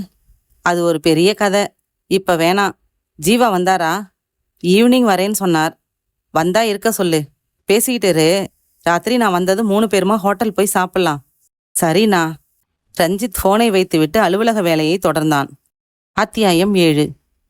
கோவிந்தப்பன் நாயக்கன் தெரு. சாரி, ஜாதி பெயரை நீக்கிவிட வேண்டும் அல்லவா? கோவிந்தப்ப தெருவை அரை மணி நேரம் கவனித்தால் ஒரே ஆச்சரியமாக இருக்கும். பாரிஸ் கார்னரில் வரிவரியாய் பிரிகிற தெருக்களில் மிகவும் பிஸியான தெருக்களில் ஒன்று. Cycle, rickshaw, auto, car, van, lorry என்று எல்லா மனிதர்களையும் கவ்வ வருவது போல நெளிந்து அவர்களை உயிர் முனைகளில் நடக்க வைக்கும். அதுவும் ஒரு மாலை வேளையில் அங்கே நீங்கள் நடக்க விரும்பினால் உங்கள் சொந்த சக்தியே தேவையே இல்லை. சும்மா நின்றால் போதும். பின்னால் வரும் ஜனங்களால் நீங்கள் நடத்தப்படுவீர்கள். எதிரே வரும் நபர்களை நேருக்கு நேர் சந்தித்து உரசி வழி கொடுத்து முன்னேறி ஆட்டோவின் சக்கரத்தில் கால் மாட்டிவிடக் கூடாதென்று கவலையில் இந்த பக்கம் திரும்பினால் பழவண்டி, அந்த பக்கம் கால் வைத்தால் கர்ச்சிப் வியாபாரி. கதக், கதகளி, குச்சிப்பிடி என்று அனைத்து வகை நடனங்களும் கற்காமலேயே அரங்கேற்றம் செய்வீர்கள். மாலை மணி 5:45க்கு ரஞ்சித் பூக்கடை போலீஸ் நிலையம் அருகிலுள்ள கார் பார்க்கிங்கில் ஏரியாவில் தன் காரை நிறுத்தினான். டிரைவரை வீட்டுக்கு அனுப்பிவிட்டு இவனே ஓட்டி வந்திருந்தான். காரை விட்டு இறங்கி நடந்து கோவிந்தப்ப தெருவுக்கு வந்தான். ராஜகணேஷ் ரெடிமேட் ஸ்டோர்ஸ்க்கும் தெய்வா ஹேர் டிசைனிங் இவ்விடம் ஹேர் டை செய்யப்படும் கடைக்கு மத்தியில் புறப்பட்ட படிகளில் ஏறினான். அந்த கட்டிடத்தின் முதல் மாடியிலிருந்து அவனது அலுவலகத்திற்கு வந்து சாவி கொத்தெடுத்து தொங்கின 3 பூட்டுகளை திறந்து உள்ளே வந்தான். 2 பெரிய ஹால், அவ்வளவே 2 மேஜைகள், 4 நாற்காலிகள் கிடந்தன. கொஞ்சம் தூசியாய் இருந்தது. ரஞ்சித் முதலில் இந்த இடத்தை வாடகை பிடித்து ரியல் எஸ்டேட் நடத்தி வந்தான். அப்போது குளிர்பான தயாரிப்பில் தாவிய போது ரெஜிஸ்டர் அலுவலகமாக ராசிக்கு இதை வைத்துக் கொண்டான். எப்போதாவது முக்கிய உயர் அதிகாரிகளுக்கு பார்ட்டி ஏதாவது கொடுக்க வேண்டி இருந்தால் மட்டுமே இதை பயன்படுத்துவது வழக்கம். மற்றபடி சரஸ்வதி பூஜைக்கு சந்தனம் வைத்து படங்களுக்கு மாலை போட்டு கும்பிட வருவதோடு சரி. ரஞ்சித் விளக்குகளையும் ஃபேனையும் போட்டான். ரோட்டோர ஜன்னலை திறந்து அதன் அருகில் நாற்காலியை இழுத்து போட்டுக்கொண்டு வேடிக்கை பார்த்தான். முதல் மாடி என்பதால் எக்கச்சக்கமாய் இரைச்சல் தாக்கியது. பற்றாக்குறைக்கு அடுத்த மாடியில் ஒரே ஆடியோ ரெக்கார்டிங் சென்டரில் பழமுதிர் சோலை எனக்காகத்தான் என்று அடிக்கடி உஸ்தஸ்தாயில் கத்த வைத்துக் கொண்டிருந்தான். ரஞ்சித் ஒரு சிகரெட்டை பற்ற வைத்துக் கொண்டான். மணி பார்த்தான். 6. சொன்னபடி அந்த ஜெயராமன் வருவானா? ராஜகோபால் என்ன விதமான சதியில் எனக்கு எதிராக ஈடுபட்டிருக்கிறான்? ச, மனிதனா அவன்? ஏன் இப்படியெல்லாம் மற்றவர்களின் நிம்மதியை குலைப்பதற்கென திட்டமிட்டு செயல்பட வேண்டும்? என்ன கொடூர திருப்தி அவனுக்கு! வரட்டும், தகவல்கள் தெரிந்து கொண்டு அதன் பிறகு வைத்துக் கொள்கிறேன் என் கச்சேரியை. பசு போலவே இருந்தால் வெட்டி கரியாக்கி தின்று விடுவார்கள். அவ்வப்போது புலியாகவும் சீர வேண்டும். குறிப்பாக ராஜகோபால் போன்ற நபர்களிடம் இரக்கமோ கருணையோ காட்டக்கூடாது. பாவம் என்று நினைக்கக்கூடாது. அவனுக்கு தெரிந்த அதே முரட்டு வழியிலேயே பாடம் கற்பிக்க வேண்டும். Excuse me. திரும்பி பார்க்க அவன் பாதி திறந்திருந்த ஒற்றை கதவை முற்றிலும் தள்ளி திறந்து கொண்டு உள்ளே வந்தான். சாரி, 15 நிமிஷம் நான் லேட்டு. பரவாயில்ல, வாங்க. நீங்க தான் ஜெயராமனா? எழுந்து அவனை கைக்குலுக்கி வரவேற்று அமர சொன்னான். ஆமாம் என்ற அவன் கருப்பாய் இருந்தான். காட்டன் சட்டையும் ஜீன்ஸ் பேண்ட்டும் போட்டிருந்தான். கையில் ஒரு தோல் ஹேண்ட்பேக் வைத்திருந்தான். கழுத்தில் 25 பைசா காசளவுக்கு ஒரு பருவோ இல்லை மருவோ. அதில் மட்டும் 2 முடிகள் முளைத்திருந்தன. சிகரெட் பழக்கம் உண்டா ஜெயராமன்? இல்ல, பழக்கம் இல்லைங்க. சொல்லுங்க என்றான் ரஞ்சித். அதுக்கு முன்னாடி இதை நீங்க பார்த்துடுங்க சார். அவன் கைப்பையை மடியில் வைத்து அதன் பிளாப்பை 2 ஃப்ரெஷ் பட்டன்களை பிரித்து விடுவித்து ஜிப்பை இழுத்து திறந்து உள்ளே கையை செலுத்தி ரஞ்சித் எதிர்பார்ப்புடன் காத்திருக்க சைலன்சர் பொருத்தின அந்த ரிவால்வரை வெளியில் எடுத்தான். அவனை நோக்கி நிமிர்த்தினான். ரஞ்சித் அதிர்ச்சி அடையவோ கவலைப்படவோ கூட வினாடிகள் அவகாசம் கொடுக்காமல் உடனடியாக சுட்டான். அத்தியாயம் 8. இரவு மணி 10. பங்களா. ரமா. கவலை. இன்னும் காணவில்லையே. ஏன்? ஃபோன். மேனேஜர் ராமநாதனின் வீட்டு எண்ணில் விசாரணை. இன்னும் வரலையா? மாலை 5 மணியிலிருந்து அவளோட அரட்டை, வீடியோ, கொஞ்சல் என்று நேரம் கடத்தி ரஞ்சித்திற்காக காத்திருந்த ஜீவாவுக்கும் கவலை தொற்றல். என்ன ஜீவா, காணோ? வந்துடுவார், பார்க்கலாம். மணி 11, 12 மணி. 1 மணிக்கு இருவரும் ஏரியா போலீஸ் ஸ்டேஷனில். கார் நம்பர் என்ன? TAO 1935. Control room. தகவல். டிராஃபிக் டிவிஷன், பாரிஸ் கார்னரில் நேற்று மாலை முதல் TAO 1935. மிஸ் ரமா, பாரிஸ் கார்னரில் உறவினர்கள் யாராவது? நோ. நண்பர்கள் யாராவது? நோ. அங்கே செல்ல வேறு அவசியம் ஏதாவது? சார், கோவிந்தப்ப தெருவில் எங்கள் பதிவு அலுவலகம். அதிகம் பயன்படுத்துவதில்லை. கமான், பார்க்கலாம். கோவிந்தப்ப தெரு. ஜீப், போலீஸ், ஜன்னல் வழியே பார்வை. My God! பூட்டுகள் உடைக்கப்பட ஹாலில் ரத்தம், அலங்கோலம். ரஞ்சித் என்ற பெயரில் வாழ்ந்தவனின் பிணம். அத்தியாயம் 9. Moonlight detective agency. டைப் செய்ய வேண்டியவற்றை செய்து முடித்திருந்தால் மாதவி. ஃபைல் செய்ய வேண்டியவற்றை செய்தாயிற்று. தபாலில் டிஸ்பாச் செய்யப்பட வேண்டியவற்றை செய்தாயிற்று. ஆனால் அலுவலகமோடு இன்னும் 1 மணி நேரத்திற்கு மேல் நேரம் இருந்தது. ரவி போஸ்ட் ஆபீஸ் போயிருந்தான். சுசீலா வெளியில் கார் எடுத்து கொண்டு சென்றிருக்க, தனி அறைக்குள் பரத் யாருடனோ போனில் பேசிக் கொண்டிருக்க இவளுக்கு போர் அடித்தது. தன் கைப்பை திறந்து நெயில் பாலிஷ் எடுத்து விரல் விரலாய் போட ஆரம்பித்த போது, ஐயையோ, உனக்கு நெயில் பாலிஷ் கூட போட சரியா வரலையே. நிமிர்ந்தாள். பரத் கையில் சிகரெட்டுடன் நின்று கொண்டிருந்தான். வேற எப்படி சார் போடுறது? விளிம்புல பிசிறடிக்குது பாரு. அந்த பிசிறு அடிக்க கூடாது. நெயில் பாலிஷ் இருக்கு பாரு, அது 2 பேர் சேர்ந்து போட வேண்டிய காரியம். கையை கொண்டா. பரத் அவள் அருகில் சேரை இழுத்து போட்டு கொண்டு அமர்ந்து ஒரு விரலை பிடித்து கொண்டு போட ஆரம்பித்த போது, பரத், என்ன இது நான்சென்ஸ் என்று வந்தாள் சுசீலா. அதானே, என்ன இது நான்சென்ஸ்? ஆபீஸ் நேரத்துல நெயில் பாலிஷ் போட்டு விட சொல்றது கொஞ்சம் கூட நல்லா இல்ல மாதவி. நான் முடியாதுன்னு சொல்லி நீ வற்புறுத்தினது கொஞ்சமும் நியாயம் இல்லாத விஷயம். சார், நீங்க தானே ஆமா, நான் தான் சொன்னேன். பிசிறடிக்காம நகை விளிம்பு மீறி சதையில பாலிஷ் படாம என்னால போட்டுவிட முடியும்னு. நீ ஏன் பந்தயம் கட்டின? கொஞ்சம் கூட பிசிறடிக்காம விரல்ல பாலிஷ் போடுங்க பார்க்கலான்னு உசுப்பேத்தி விட்டா எந்த ஆம்பளைக்கு தான் ரோஷம் வராது? வா சுசி, இந்த வருஷத்துக்கு தேவையான மொத்த திட்டுகளையும் திட்டிட்டேன். விட்டலாம், சின்ன பொண்ணு. இடுப்பில் கைகளை வைத்து கொண்டு கேட்டாள் சுசீலா. யாரு இவளா சின்ன பொண்ணு? கல்யாணம் ஆயிடுச்சு, நினைவிருக்குல்ல பரத்? மறக்க முடியுமா? சர்க்கஸ் பைல்வான். ஆனா சுசி, இப்போ பைல்வான் சிங்கப்பூர் போயிருக்கார். அதுக்காக ஒண்ணுமில்ல. டெடிகேட்டுன்னு புரியுது. யாருக்குன்னு எழுதிக்க கூடாதா? டு பரத்ன்னு 2 வார்த்தை சேர்க்க கூடாதா என்றான் அவள் பனியனில் படித்து. பேச்ச மாத்தாதீங்க பரத், நீங்க ரொம்ப மோசம்.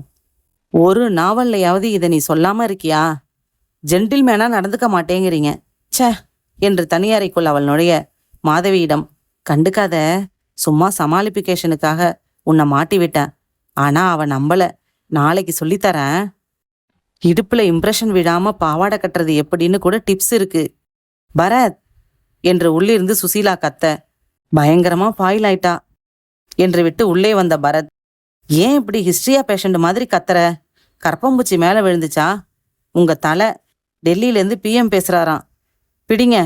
ஐயோ, சீக்கிரம் பேசுங்க என்றாள் ரிசீவரை பதற்றமாக நீட்டி. பரத் மேஜை மேல் குதித்து அமர்ந்து வாங்கி, ஹலோ, என்னடா பிஎம், பேசு, எப்படி இருக்க என்றான். ஐயோயோ என்று பதறினாள் சுசீலா. பரத் ரிசீவரின் வாய்ப்பொத்தி இவளிடம், ஏன் இப்படி டிராமா பண்ற சுசி? டெல்லி ஸ்வீட் ஸ்டால்லேருந்து என் ஃப்ரெண்டு பி மாரிமுத்து பேசுறான் என்று விட்டு போனில் தொடர்ந்து விட்டு வைத்தான். அதான பார்த்தேன். உங்களை போய் பிரைம் மினிஸ்டர் ஏன் கூப்பிட போறார்? ஏன் கூப்பிட மாட்டாரா? பாக்குறியா? சேலஞ்ச் பண்றியா? நம்ம பிரைம் மினிஸ்டரே அவரா எனக்கு ஃபோன் செய்ய வைக்கட்டுமா? சுசீலா பதில் சொல்லாமல் உதடுகளில் பழிப்பு காண்பித்து விட்டு தன் நாற்காலியில் அமர கதவு தட்டி விட்டு ரவி உள்ளே வந்தான். சார், ரமான்னு ஒரு பொண்ணு வந்திருக்கு, வர சொல்லு. ரமாவும் வாசுதேவும் அறைக்குள் வந்தார்கள். சொல்லப்பட்டதும் அமர்ந்தார்கள். கேட்கப்பட்டதும் தங்களை அறிமுகப்படுத்தி கொண்டார்கள். கொடுக்கப்பட்டதும் காஃபியை குடித்தார்கள். சொல்லுங்க, என்ன செய்யணும் நாங்க என்றான் பரத். சார், போன வாரம் என் அண்ணன் ரஞ்சித் மர்மமான முறையில துப்பாக்கியால சுடப்பட்டு கொலை செய்யப்பட்டார். போலீஸ் இதுவரைக்கும் யாரையும் கைது செய்யல. கேட்டா விசாரிச்சிட்டு இருக்கோன்னு சொல்றாங்க. எங்களுக்கு பொறுமை தீர்ந்து போச்சு. ரஞ்சித் ரொம்ப நல்ல மனிதர், எந்த வம்புக்கும் போக மாட்டார். அவருக்கு இப்படி ஒரு மரணம் ரொம்ப அநியாயம். என்ன காரணத்தால் அவர் இறந்தாருன்னு கூட தெரிஞ்சுக்காம நாங்க இருக்கிறது அதை விட அநியாயம். உண்மை, இந்த ஒரு வாரத்துல நீங்க அநியாயமா இழைச்சிட்டீங்களே என்றான் பரத். ஆமா, அது எப்படி தெரியும் உங்களுக்கு? தெரியுதே, இப்ப அதுவா முக்கியம்? கொலை நடந்த பின்னணியை கொஞ்சம் விளக்கமா சொல்லுங்க. உங்களுக்கு செய்தி வந்தப்போ குளிச்சிட்டு இருந்தீங்களா? இல்ல, நானும் ஜீவாவும். சரி சரி புரியுது, பேசிட்டு இருந்தோன்னு சொல்ல வந்தேன். யார் ஜீவா? என்னை கல்யாணம் பண்ணிக்க போறவர். குறிச்ச பொண்ணு நீங்களா? பல்சு இறங்கிடுச்சு கபால்னு. இருக்கட்டும் வாசுதேவ், நீங்க கும்பகோணம் போனதா சொன்னீங்க. எப்ப திரும்பினீங்க? மறுநாள் என் ஆபீஸ்க்கு ரமா ஃபோன் செஞ்சு செய்தி சொன்னாங்க. அன்னைக்கு தான் ஜாயின் செஞ்சேன். நான் உடனே 10 நாள் லீவு எழுதி கொடுத்துட்டு இங்க வந்துட்டேன். பிரதானமா யாரை சந்தேகப்படுறீங்க? 2 பேர். ஒன்று பவர் ஆஃப் கம்பெனி முதலாளி ராஜகோபால். அவருக்கும் அண்ணனுக்கும் ஃபோன்ல வாக்குவாதம் நடந்திருக்கு. ஜெயராமன் அவன் கம்பெனியில ஃபுட் ஸ்பெஷலிஸ்ட், யாரும் வேலை பார்க்கலன்னு போலீஸ் விசாரிச்சு சொல்றாங்க. மேனேஜர் ராமநாதன் கிட்ட ஜெயராமன் அறிமுகப்படுத்திட்டு தனியா பேசணும்னு போன்ல சொன்ன விவரங்களை அண்ணன் சொல்லியிருக்காரே. கம்பெனி தொடர்பா பகை தொடர்பா வேற யாரு பேச முடியும்? அதனால இது ராஜகோபால் ஏற்பாடு செஞ்ச நபரா இருக்க அதிக வாய்ப்புகள் இருக்கு. இன்னொரு நபர் கோடீஸ்வரர் கிரிநாத். அவர் எங்க இதுல வந்தார்? கிரிநாத் தன்னை பெண் கேட்டதும் அதை தான் மறுத்ததும், அண்ணனும் முயற்சியை கைவிட்டது கிரிநாத் போனில் வற்புறுத்தினதையும், கோபமாக போனை வைத்து விட்டதையும் அண்ணன் சொன்னது எல்லாவற்றையும் சொன்னாள். இந்த விவரங்களை போலீஸுக்கும் சொன்னீங்களா மேடம்? சொன்ன. 3 நாள் விடாம வந்து 1000 கேள்வி கேட்டு பதில வாங்கினாங்க. இன்னும் குற்றவாளியை தான் பிடிக்க முடியல. இந்த கேஸை யார் விசாரிக்கிறாங்கன்னு தெரியுமா? பூக்கடை போலீஸ் ஸ்டேஷன் இன்ஸ்பெக்டர் மாணிக்கவேலு இதை விசாரிக்கிறார். எங்க டவுட் என்ன தெரியுமா? ராஜகோபாலோ இல்லைன்னா கிரிநாத்தோ சமத்தியா பணம் கொடுத்து கேஸை அமுக்கிட்டாங்க. அதனாலதான் போலீஸ் வேகத்தை குறைச்சிடுச்சு. விசாரிக்கலாம் சார். எவ்வளவு செலவானாலும் சரி, உங்களுக்கு நீதி கிடைச்சாகணும், அதானே? ஆமா. குற்றவாளியை கண்டுபிடிச்சு சட்டப்படி தண்டனை வாங்கி கொடுத்தா போதும் இல்ல? இல்ல உங்க கையால குத்தி கொன்னுட்டு கடைசி அத்தியாயத்துல ஜெயிலுக்கு சிவப்பா போகணுமா? அப்படி குரூர எண்ணம் கிடையாது சார். பழி வாங்குறதா நினைச்சு என் வாழ்க்கையை பாழாக்கிக்க நான் தயாரா இல்லை. எனக்கு உண்மை தெரிஞ்சாகணும். அதுக்கு பிறகுதான் கல்யாணமா? அதுவும் ஒரு வைராக்கியம். இன்னும் ஏதாச்சும் இருக்கா? இன்னொன்னு, ஜீவாவோட வைராக்கியம். இப்ப சட்டப்படி எனக்கு வர்ற சொத்துக்களை எல்லாம் ஒரே ஒரு வீட்டை தவிர அனாதை இல்லங்களுக்கு எழுதி வச்ச பிறகு. ஏன் அப்படி? தெரியாதனமா 300% தன்மானம் பார்க்குற ஒருத்தரை காதலிச்சிட்டதால. மனைவி மூலமா வர்ற சொத்தை ஏற்க மாட்டாராம். இவர் உழைப்புல தான் குடும்பம் நடத்தணுமா? கார் கூடாது, ஏசி கூடாது. ஜீவாங்கிற அந்த சாமியாரை நான் தரிசனம் செய்யணுமே. ரமா அங்கே வந்து முதன்முறையாக சிரித்தாள். அத்தியாயம் 10. பூக்கடை போலீஸ் ஸ்டேஷனை நோக்கி காரை நிதானமாக செலுத்தினான் பரத். உதட்டில் சிகரெட் தொங்கியது. அருகில் கையெடுக்க கண்ணாடியில் லிப்ஸ்டிக் திருத்தி கொண்டு சுசீலா. அவ இழைச்சிட்டான்னு எப்படி சொன்னீங்க பரத்? ஏற்கனவே பார்த்துருக்கீங்களா அவளை? இல்ல. பின்ன எப்படி சொன்னீங்க? நீ முகக்குறிப்பை கவனிச்ச, நான் அகக்குறிப்பை கவனிச்சேன். இந்த குப்பை புத்தியை விடவே மாட்டீங்களா பரத்? எல்லாத்தையும் கூர்மையா அப்சர்வ் பண்றது குப்பை புத்தியா சுசி? பாசிட்டிவா யோசிக்க நீ தான் கத்துக்கணும். கூர்மையா கவனிச்சிங்களாக்கும். சரி, அது என்ன லேடிஸை மட்டும் கவனிக்கிறது? வாசுதேவ பனியன் போட்டிருந்தாரா இல்லையா? சொல்லுங்க பார்க்கலாம். போடல. போட்டிருந்தார். வளவளையா ஒரு பனியன், வயிற்றுக்கிட்ட ஒரு பொத்தல் கூட அந்த பனியன்ல உண்டு. சரி, இது எந்த ஒரு நியாயம்? நீ மட்டும் ஒரு இளம் வாலிபன் சட்டைக்குள்ள பனியன் போட்டிருக்கானா இல்லையா? அதுல பொத்தல் என்னன்னு கவனிக்கலாமா? இது என்ன புத்தின்னு சொல்றது? Don't fee chilli. மெல்லிசான சட்டை, அதனால பனியன் பளிச்சுன்னு தெரியுது. தி சேம் ஆன்சர், அதனால பளிச்சுன்னு தெரிஞ்சது. ச்சே, உங்களோட பேசவே முடியாது. ஆக வாதத்துல ஜகா வாங்கிட்ட. நானும் பார்த்தேன், நீயும் பார்த்த. இப்ப அனாவசியத்துக்கு எதுக்கு கிள்ளின? பதிலுக்கு அவள் தொடைமேல் விழுந்த அவன் கையை அவசரமாக தவிர்க்க முயன்று தோற்று ஆ என்று கத்தினாள். டிராஃபிக் சார்ஜென்ட் திரும்பி பார்த்தார். கார் சிக்னலில் நின்றதால்.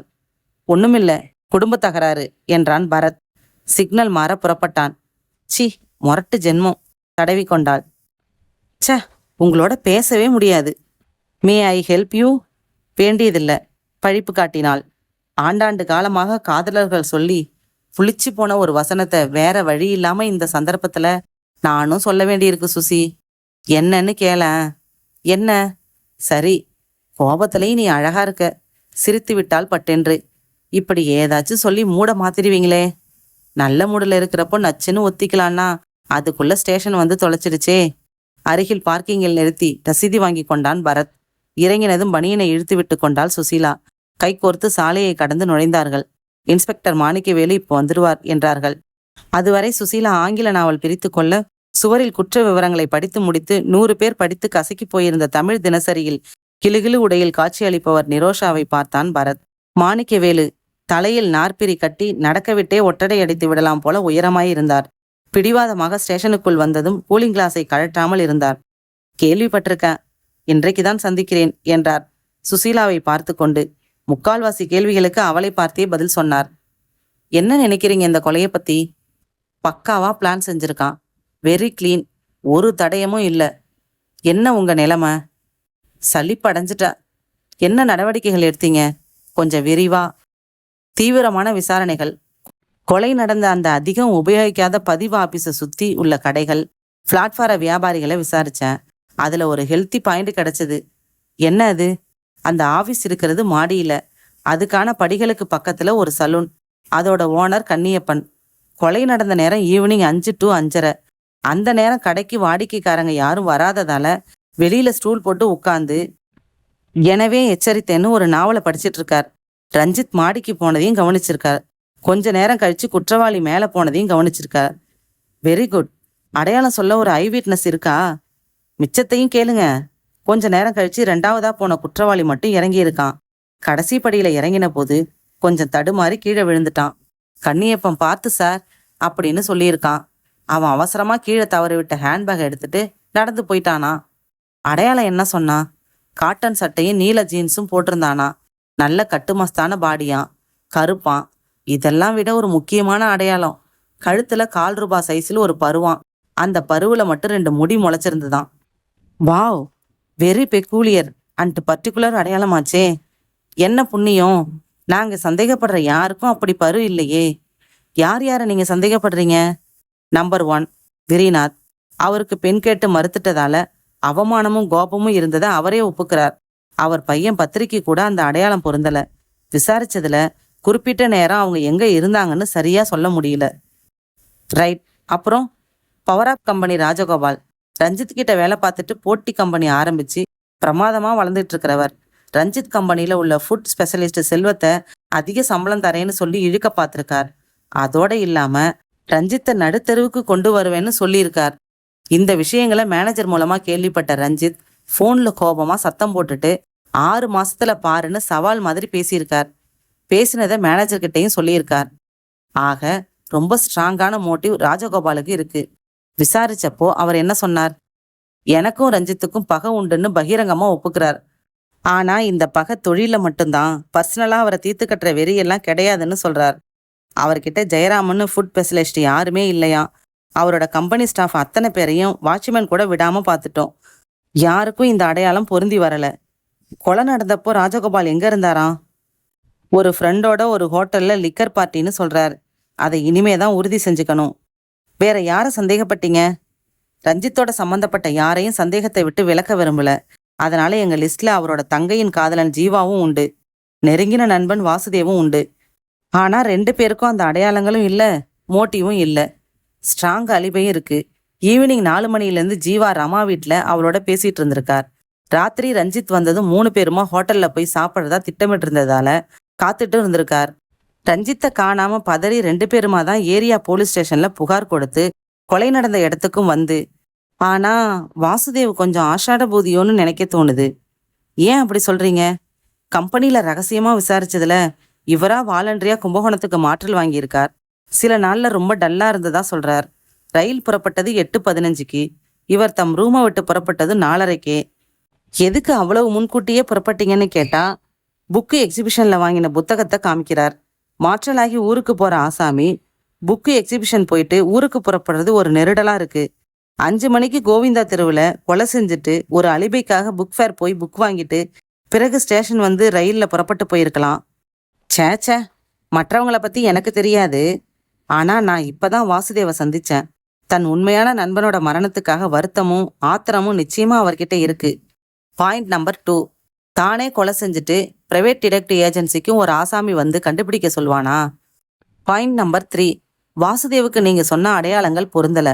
பாயிண்ட் நம்பர் 4, வாசுதேவுக்கு என்ன மோட்டிவ் இருக்கு?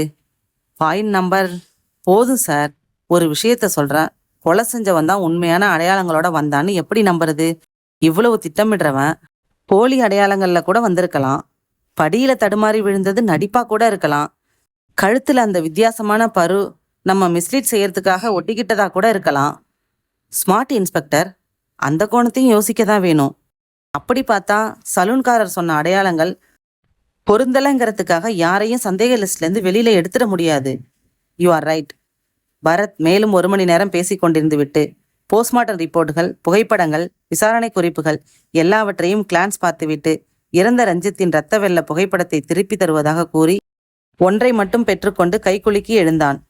இன்ஸ்பெக்டர், ரிவால்வர் லைசன்ஸ் இதுல யார் யார் வச்சிருந்தாங்கன்னு செக் பண்ணிட்டேன் பரத். கிரிநாத் கிட்ட இருக்கு, எடுத்தும் காட்டினார். குற்றத்துல பயன்படுத்தப்பட்ட கேட்ரிட்ஜை அவர் மாடல்ல பயன்படுத்த முடியாது. கிரிநாத், ராஜகோபால் 2 பேரையும் ரகசியமா கண்காணிக்க ஏற்பாடு செஞ்சிருக்கேன். உங்களுக்கு ஃப்ளாஷ் ஆனாலும் சொல்லுங்க. சுசீலாவும் பரத்தும் புறப்பட்டார்கள். கான்ஸ்டபிள் கிட்ட என்ன விசாரிச்ச சுசி? இன்ஸ்பெக்டர் எப்படிப்பட்டவர், காசு வாங்குவாரான்னு நைஸா கேட்டேன். Very good. என்ன சொன்னார்? ஞாயிற்றுக்கிழமைல வாங்கவே மாட்டாராம். அப்படின்னா பெரிய பையன்னு சொல்றியா? ரமா சொன்ன மாதிரி இவர் விலை போயிருந்தார்னா இவர் நம்ம கிட்ட சொன்ன தகவல்களை முழுசா நம்பி இறங்க முடியாது. அடிய பிடிடா பாரதப்பட்டான்னு நாமும் அகர முதல ஆரம்பிச்சாகணும் சுசி. என்ன நினைக்கிற? தட் இஸ் பெட்டர் என்றாள் சுசீலா. என்ன வெயில் என்று தன் பனியனுக்குள் ஊதிக்கொண்டு.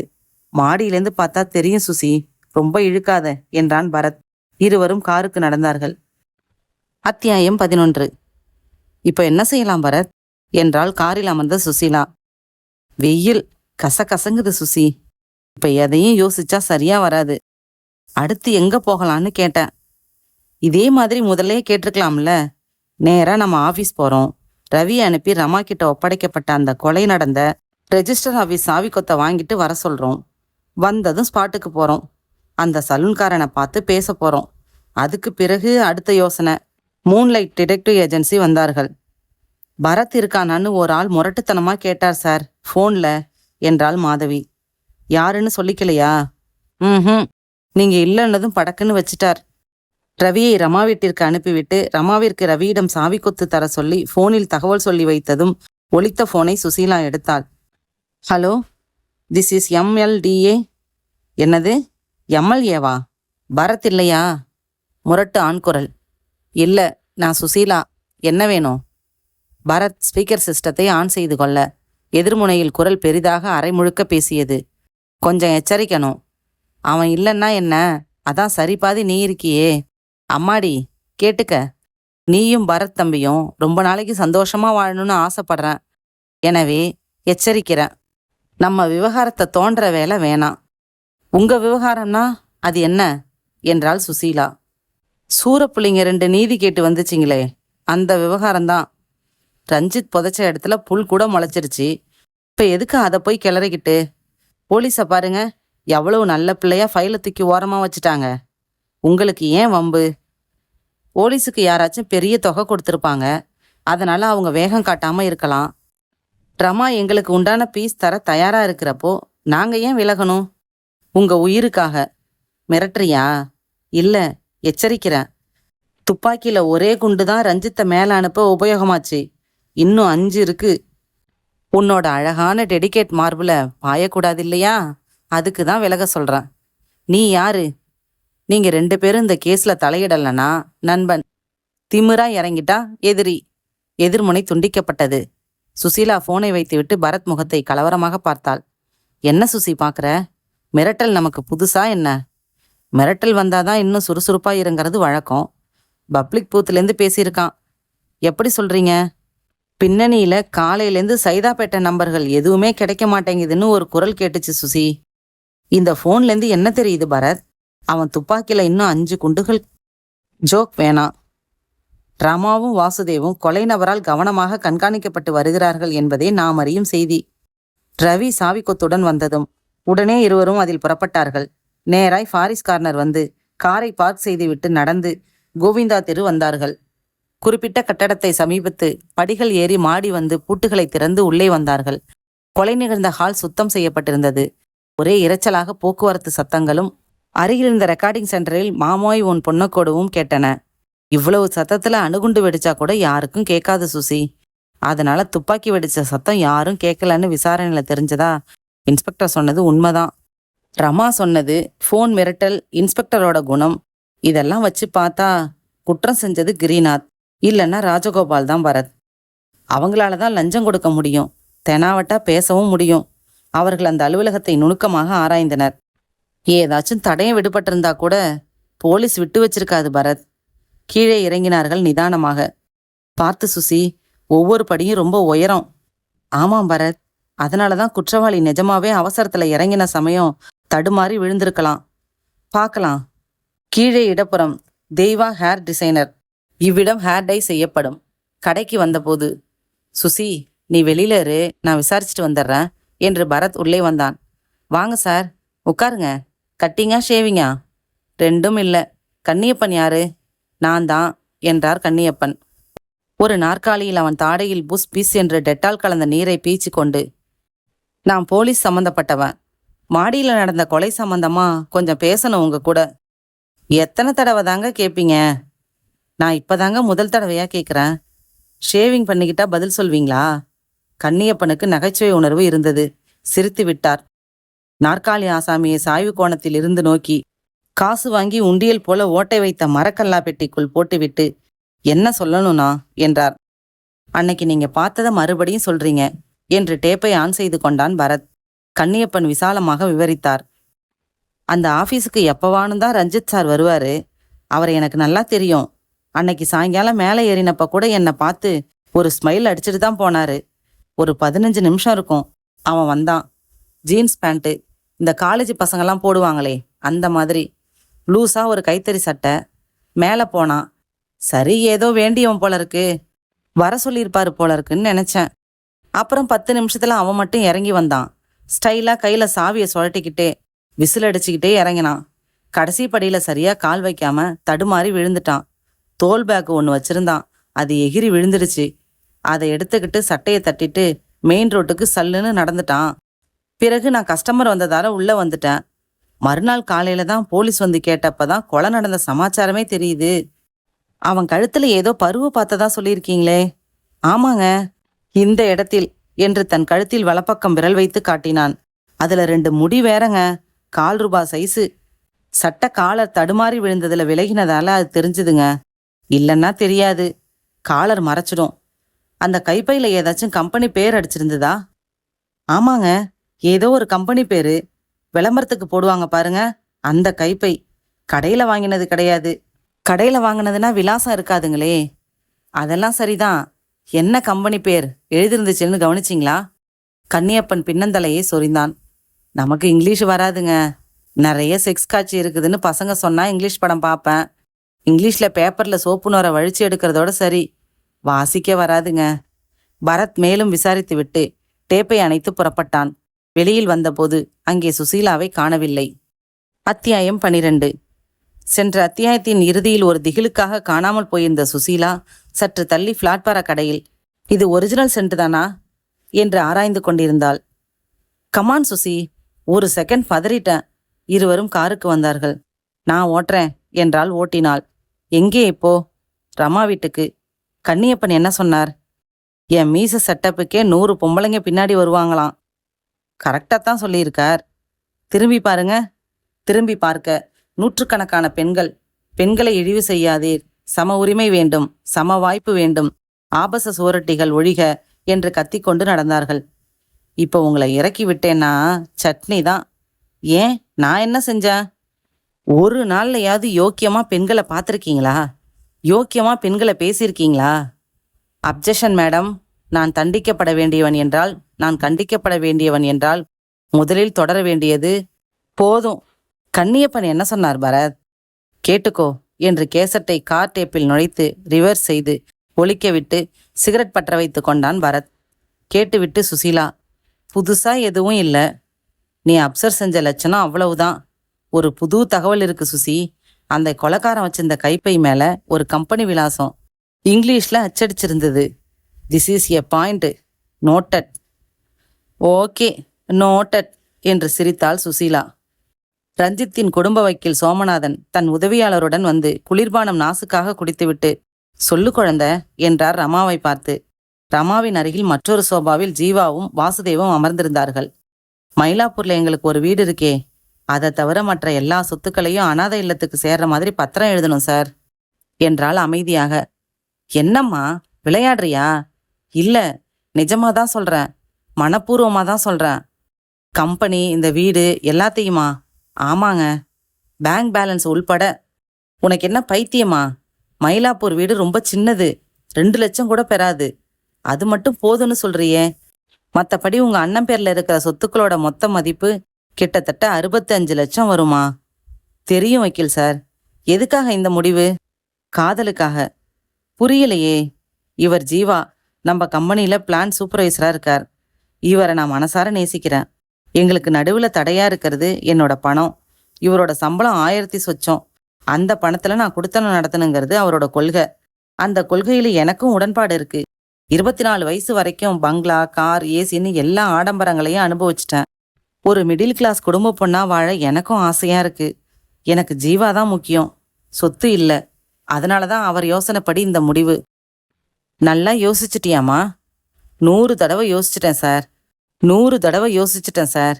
என் முடிவை நடைமுறைப்படுத்த சட்டப்படி என்னென்ன செய்யணுமோ அதையெல்லாம் செய்யுங்க. எந்த இல்லத்துக்குன்னு நாளைக்கு விவரமா விலாசம் தரேன். சோமநாதன் தயங்கி புறப்பட்டு சென்றார். வாசுதேவ் தனக்கு கொஞ்சம் வெளியில் வேலை இருப்பதாக சொல்லிவிட்டு புறப்பட்டு சென்றதும் ஜீவா அவள் அருகில் வந்தான். ரமா, என் கொள்கையும் எண்ணமும் உன்னை நோகடிக்குதா? நம்ம கொள்கைன்னு சொல்லுங்க ஜீவா. மனப்பூர்வமா தான் என் யோசனைக்கு நீ உடன்படுறியா? அதுல இன்னும் உங்களுக்கு சந்தேகம் இருக்கா? சங்கடம் இருக்கு. என்ன சங்கடம்? உன்னை சந்திச்சதும் காதலிச்சதும் உனக்கு சங்கடமாயிடுச்சோன்னு நினைக்கிறேன். அண்ணன் திடீர்னு இறந்து இப்படி சொத்து முழுக்க ஒரு சக்கரவர்த்தினி மாதிரி உன் கைக்கு வந்து சேர்ந்திருக்கிறப்போ காதல்ங்கிற பேர்ல உன் மனசுக்கு பிடிக்காம உன்னை செயல்பட தூண்டுறனேன்னு சங்கடமா இருக்கு. ஜீவா, அண்ணன் இருந்து எனக்கு கல்யாணம் செய்து கொடுத்திருந்தா எனக்கு சொத்துக்கள் வருமா? இப்ப வந்தது ஒரு அசம்பாவிதத்தின் விளைவு. ஆரம்பத்திலேருந்தே என்னை கவர்ந்தது உங்களோட சத்திய குணமும் கொள்கை பிடிப்பும் தான். வக்கீல் சார்கிட்ட சொன்னது முழுக்க நிஜம். மனசின் அடியிலிருந்து வந்த நிஜம். எனக்கு ஜீவா தான் சொத்து, அது போதும்.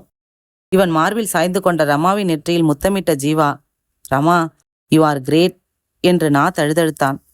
வாங்க, அந்த அனாதை இல்லத்தை பார்த்து அதோட நிர்வாகியை சந்திச்சுட்டு வந்துடலாம். பேர் என்ன? சாந்தாலயாவா? ஆமா. ரமாவும் ஜீவாவும் காரில் புறப்பட்டார்கள். தரமணி சாலையில் இருந்த அந்த சிறிய சாந்தாலயா என்று போர்டு மாட்டின கீற்று கொட்டகை கட்டிடங்கள் கொண்ட அனாதை இல்லத்திற்கு வந்தார்கள். நிர்வாகி காவி உடுத்தின ஒரு பெண் கைகூப்பி இன்முகத்துடன் வரவேற்றார். அறையில் ஒரு மூதாட்டியாரின் படத்திற்கு சந்தன மாலை அணிவிக்கப்பட்டிருந்தது. வாங்க ஜீவா என்றார். ஜீவா ரமாவை அறிமுகப்படுத்தினான். ரொம்ப மகிழ்ச்சிங்க. ஜீவா தம்பி விவரம் சொன்னதும் நாங்க புல்லரிச்சு போயிட்டோம். இந்த இல்லத்தை நிறுவினது யாரு? லோகநாயகின்னு பேரு. இவங்க தான். நாங்க மாதான்னு கூப்பிடுவோம். இறந்து 6 வருஷமாச்சு. இந்த நிலத்தை நன்கொடையா கொடுத்தாரு ஒரு பணக்காரர். மண்சுவர் கட்டி கீற்று கொட்டகை தான் போட்டோம். 20 வருஷமா வளர்ச்சியே இல்லை. சரியான கட்டடங்களும் இல்லை. தொழில்கூடம், ஆரம்ப பள்ளி, ஊனமுற்றோர் பிரிவு, முதியோர் இல்லம், பூங்கான்னு பல்வேறு திட்டங்கள் மாதா வகுத்தாங்க. அரசாங்க உதவிகள் கிடைக்கல. தனியாரும் ஏற்கனவே பிரபலமா இருக்கிற ஆசிரமங்களுக்கு தான் உதவுறாங்க. காரணம் இன்கம் டேக்ஸ். அதனால இந்த சின்ன இல்லத்துக்கு பெரிய அளவில் யாரோட கருணையும் கிடைக்கல. நீங்க கிட்டத்தட்ட 60 லட்சம் ரூபாய் சொத்துக்களை ஒப்படைக்க போறது நீங்க ஒரு கலியுக கடவுள் தாம்மா. மாதாவோட எல்லா திட்டங்களையும் இதுல செயல்படுத்த முடியும். இது பதிவு செய்யப்பட்ட இல்லம்தாம்மா. நிர்வாகி அதன் பிறகு அங்கு உள்ள 70க்கும் மேற்பட்ட அனாதை குழந்தைகளை அறிமுகப்படுத்தி வைத்தார். வாக்கியத்துக்கு வாக்கியம் நெகிழ்ந்து போய் நன்றி நன்றியாய் சொல்லிக்கொண்டே இருந்தார். ஜீவாவும் ரமாவும் 1 மணி நேரத்திற்கு மேல் இல்லத்தில் இருந்துவிட்டு வீட்டிற்கு திரும்பிய போது பரத்தும் சுசீலாவும் காத்திருந்தார்கள். ரமா ஜீவாவை அறிமுகப்படுத்தி வைத்து சற்று முன் சாந்தாலயா போய் வந்ததை விவரித்து வக்கீலிடம் ஏற்பாடுகள் செய்து விட்டதையும் சொன்னாள். பரத் காலையிலிருந்து தனது முயற்சிகளை போன் மிரட்டலை சொல்லி, ரமா, உங்க கம்பெனியில அன்பளிப்பா தோல் கைப்பை ஏதாவது போட்டிருக்காங்களான்னு தெரியணும். போட்டிருக்காங்களா என்றான். 10வது வருஷ ஆண்டு விழாவுக்கு பேனா செட் போட்டோம். பேர் எதுவும் போட்டதா நினைவில்லையே என்றவள் போன் எடுத்து கம்பெனியில் மேனேஜரை தொடர்பு கொண்டு பேசிவிட்டு, இல்ல சார், இதுவரைக்கும் அப்படி ஒரு அன்பளிப்பு பொருள் போட்டதில்லை என்றாள். ஐசி. ஆமா, வாசுதேவ் எங்க இருக்கார்? கருமாதி எல்லாம் முடிஞ்சதும் போறேன்னு சொல்லிட்டு மெட்ராஸ்லயே தங்கிட்டார் அவர்.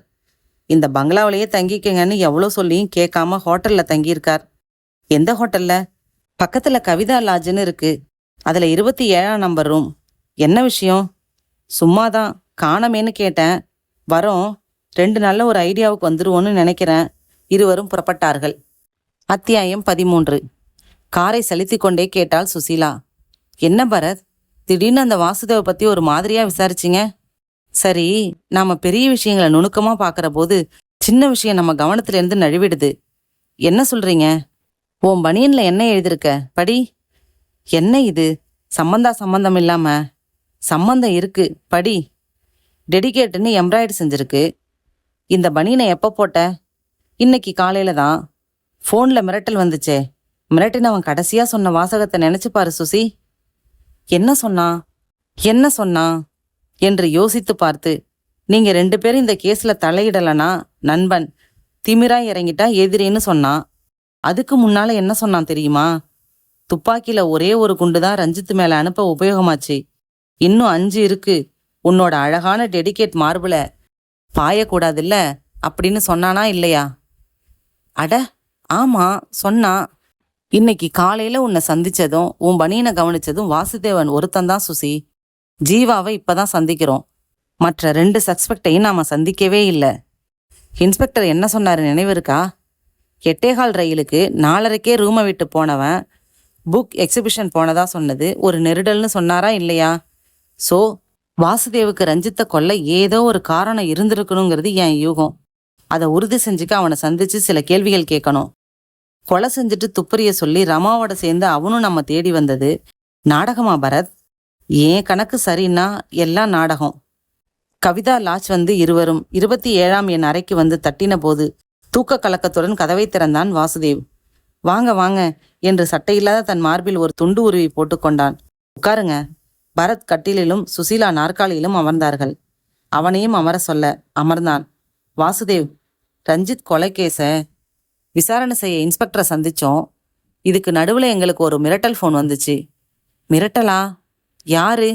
என்னன்னு மிரட்டினாங்க? இந்த கேஸை நாங்கள் துப்பறிய கூடாதுன்னும் மீறினா கொன்னுடுவோன்னு மிரட்டினாங்க. அடப்பாவீங்களா? இது ராஜகோபாலோட வேலை தான். அவனுக்கு தான் இப்படி மிரட்டுறது, ஆள் வச்சு அடிக்கிறது, இது மாதிரி யோசனையெல்லாம் வரும்.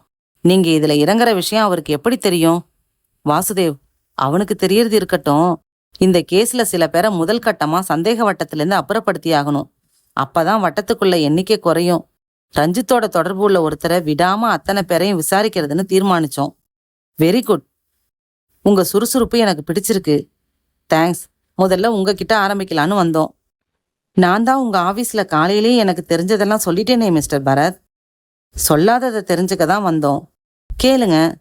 கொலை நடந்த தேதி என்ன? 4. நீங்க கும்பகோணத்துக்கு புறப்பட்டது என்னைக்கு? அதே நாள் தான். எதுல போனீங்க? ராமேஸ்வரம் எக்ஸ்பிரஸ்ல. ரயில் எத்தனை மணிக்கு? 8:15. எத்தனை மணிக்கு உங்க ரூம்ல புறப்பட்டீங்க? 4:30க்கு. எதுக்கு அவ்வளவு முன்னாடி புறப்பட்டீங்க? புக் எக்ஸிபிஷன் போனேன் சார். போயிட்டு அப்படியே ஸ்டேஷன் போனேன். புக்கு ஏதாச்சும் வாங்கினீங்களா? பட்டுக்கோட்டை பிரபாகரோட நீ மட்டும் நிழலோடு வாங்கினேன். இன்னும் கூட படிக்கல. இதோ பாருங்க. பெட்டியிலிருந்து எடுத்து கொடுத்தான்.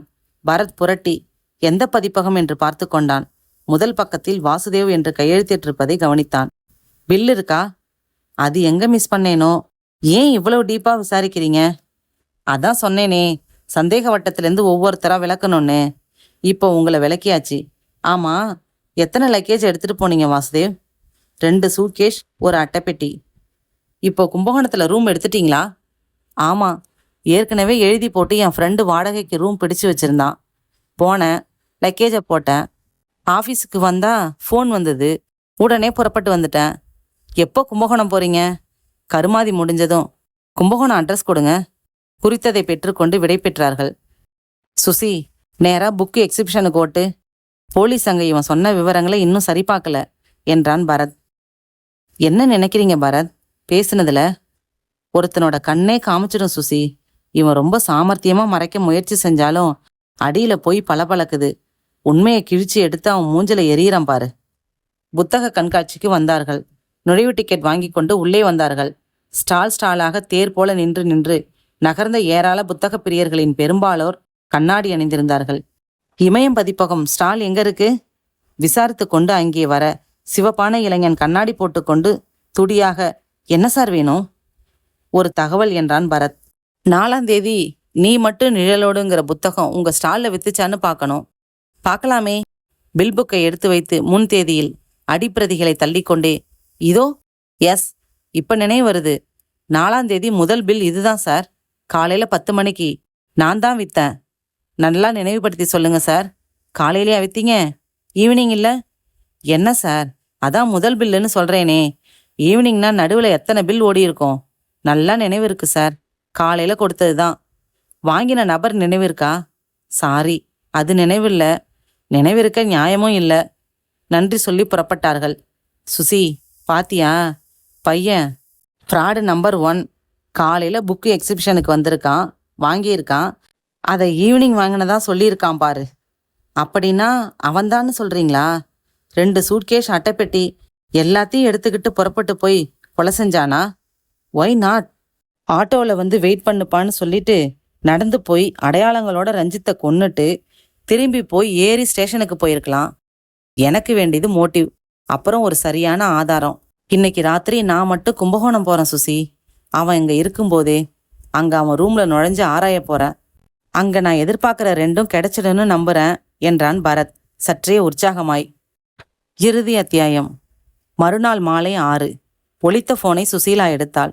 ஹலோ சுசி, நான் பரத் பேசுறேன். கும்பகோணம் போயிட்டு உடனே புறப்பட்டுட்டேன். அங்க 1 மணி நேர வேலை தான். நான் நினைச்ச மாதிரியே ஆயிடுச்சு. வாசுதேவ் செயல்பட ஸ்ட்ராங்கான காரணம் கிடைச்சிடுச்சு.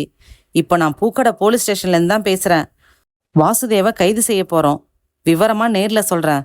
எதிர்முனையில் போனை வைத்த பரத், போகலாம் சார் என்றான். தயாராய் இருந்த ஜீப்பில் இன்ஸ்பெக்டர் மாணிக்கவேலு, பரத், 2 கான்ஸ்டபிள்கள் புறப்பட்டு கவிதா லாட்ஜில் வாசுதேவ் கைது செய்யப்பட்ட போது விழித்தான், பதறினான். நடிப்பு போதும் வாசுதேவ். போன்ல எங்களை மிரட்டினது நீதான்.